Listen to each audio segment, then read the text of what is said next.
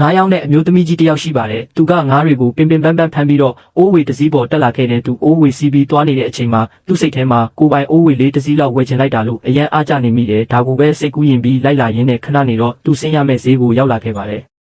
ဈေးရောက်တော့သူငါးယောက်မဲ့နေရာလေးကိုတန်ရှင်းရေးလုပ်တဲ့အကုန်လုံးပြင်ဆင်ပြီးတာနဲ့ငါးစားရောက်มาတော့တယ်လူတွေကတယောက်ပြီးတယောက်လာပြီးငါးတွေဝယ်ကြတာပေါ့ဒီမျိုးသမီးကြီးကတော့လမ်းပေါ်မှာအိုးဝေတစ်စီးဖြတ်သွားတိုင်းငါမှသာအိုးဝေတစ်စီးရှိရင်ဘလောက်ကောင်းမလဲဆိုပြီးအမြဲငေးကြည့်နေခဲ့တာပါအဲ့ဒီလိုစိတ်ကူးရင်နဲ့ပဲသူစီကငါးတွေကိုရောင်းနေခဲ့တယ်အဲ့ဒီအချိန်မှာသူသတင်းစာစက်ကူတရွက်ကိုမြင်သွားတယ်အဲ့ဒီထဲမှာဒီပါဝလီအထူး promotion အနေနဲ့အိုးဝေကိုဈေးနှုန်းချိုချ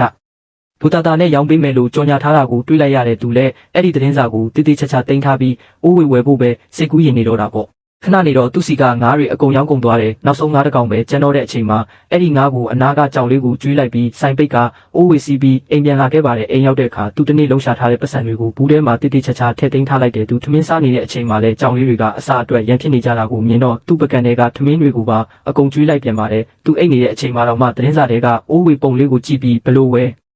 ရမလဲဆိုတာကိုပဲစိတ်ကူးရဲ့အိမ်မက်မက်နေခဲ့တာပါနောက်တနေ့မနက်မှလည်းသူအရင်လိုပဲငါးတွေရောင်းနေတော့ငါးတစ်ကောင်ကိုလှိလိုက်တဲ့အချိန်မှာငါးတဲကနေတခုခုအယောင်တောက်နေတာကိုတွေ့လိုက်ရတယ်အဲ့ဒါကိုမြင်တော့ဈေးတဲကလူတွေအကုန်လုံးအံ့ဩသွားကြတာပေါ့ကြည့်လိုက်တော့ငါးပိုက်ထဲမှာတံမိုးကြီးတဲ့ပလဲလုံးကြီးတစ်လုံးဖြစ်နေတာပါသူလည်းအဲ့ဒါကိုမြင်တော့ငါ့ရဲ့အိုးဝေဝယ်မဲ့အိမ်မက်တွေတကယ်ဖြစ်လာတော့မယ်ဆိုပြီးအရန်ကိုဝမ်းသာသွားပါတယ်အဲ့ဒီအချိန်မှာဘေးနာကလူတွေကလည်းအဲ့ဒီပလဲကိုလူဖို့စူးစမ်းကြသေးတယ်ဒါပေမဲ့သူကဓာတ်နဲ့ခြောက်လိုက်တော့မှအကုန်လုံးထွက်ပြေးသွားကြတယ်နောက်တနေ့မှာတော့ဒီမျိုးသမီးကြီးဟာအဲ့ဒီပလဲကိုရောင်းပြီးသူအရန်လိုချင်နေတဲ့အိုးဝေလေးကိုဝယ်လိုက်ပါပြီသူ့ကြောင့်လေးလဲသူ့အိုးဝေပေါ်မှာပျော်ပျော်ပါပါလိုက်ပါလာတာပေါ့သူ့အိုးဝေမောင်းရင်းနဲ့သူ့ကိုအရင်ကအမြဲလိုက်ပို့ပေးနေကြအိုးဝေဆရာကြ